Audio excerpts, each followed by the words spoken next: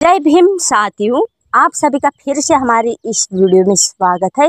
तो चलिए आज के इस वीडियो में बाबा साहेब डॉक्टर भीमराव जी आम्बेडकर की महान की मूर्ति में इशारा करती हुए उंगली का महत्व क्या है, आइए चलिए इस वीडियो में जानते हैं। चलो, बाबा साहेब भीमराव जी आम्बेडकर के इस उंगली का इशारा और इसका महत्व क्या है।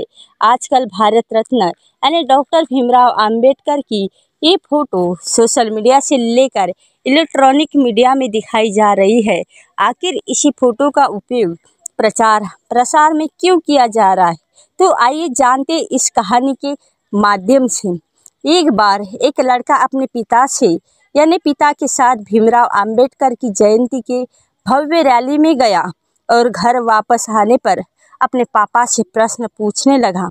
लड़का बोला, पिताजी, बाबा साहेब हमेशा सूट बूट में ही क्यों रहते हैं? तो पिताजी बोले, बेटा, क्योंकि बाबा साहेब ने बचपन में ही वो कड़वी यातनाएं झेली थी जब उन्हें शाला में पानी पीने के लिए भी किसी सवर्ण जाति के शिक्षक अथवा चपरासी पर निर्भर रहना पड़ता था, क्योंकि कोई अछूत अपने हाथों से पानी नहीं ले जा सकता था। जब वे पढ़ लिख कर भारत वापस आए तब भी स्थिति वैसी ही थी। तब जाकर उन्होंने भारत में समाज सुधार का कार्य किया। उन्हें लगता था कि मेरा समाज भी अच्छे कपड़े पहने, यदि मैं सूट बूट में रहूँगा तो मेरा समाज मुझसे प्रेरणा से लेकर और मुझे आदर्श मानकर खुद भी सूट बूट पहनेगा। तो लड़का बोला, ठीक है पिताजी, आज से मैं भी सूट बूट में ही रहूँगा। और लड़का बोला, पिताजी, बाबा साहेब आम्बेडकर की जेब में हमेशा पेन क्यों रहता है? तो पिताजी बोले, बहुत अच्छा प्रश्न पूछा बेटा। कलम होने का मतलब है शिक्षित होना ही सबसे ज़रूरी काम है। अरे वो सिर्फ कलम नहीं, पेन नहीं, पीड़ित शोषितों और लोगों को गुलामी से मुक्त करने की वह आधुनिक तलवार है। उसी कलम से बाबा साहेब ने आगे चलकर भारतीय संविधान लिखा। और जब लड़का बोला, पिताजी, मैं भी आज से अपनी जेब में कलम लगाऊंगा और खूब पढ़ाई करूंगा। लड़का बोला, पिताजी, मैं आपसे आखिरी प्रश्न पूछ रहा हूँ। प्रश्न, क्या बाबा साहेब ने उंगली कहाँ दिखाई थी और उनके हाथ में कौन सी किताब है? तो पिताजी बोले, बहुत अच्छा प्रश्न है बेटा, बहुत सटीक और तर्कपूर्ण प्रश्न पूछा है आपने बेटा। हाँ, उसके हाथ में जो किताब है उसका नाम है भारतीय संविधान। इस संविधान में भारत देश चलता है। इसी संविधान से सभी को समानता, स्वतंत्रता, समता, न्याय और बंधुत्वता का बल मिलता है। आजकल भारत रत्न डॉक्टर भीमराव जी आम्बेडकर की ये फोटो सोशल मीडिया से लेकर इलेक्ट्रॉनिक मीडिया और प्रिंट मीडिया से दिखाई जा रही है। आखिर इसी फोटो का उपयोग प्रचार प्रसार में क्यों किया जा रहा है? क्योंकि इस फोटो में बाबा साहेब की उंगली ऊपर है, जबकि बाबा साहेब ने कभी भी उंगली ऊपर नहीं दिखाई।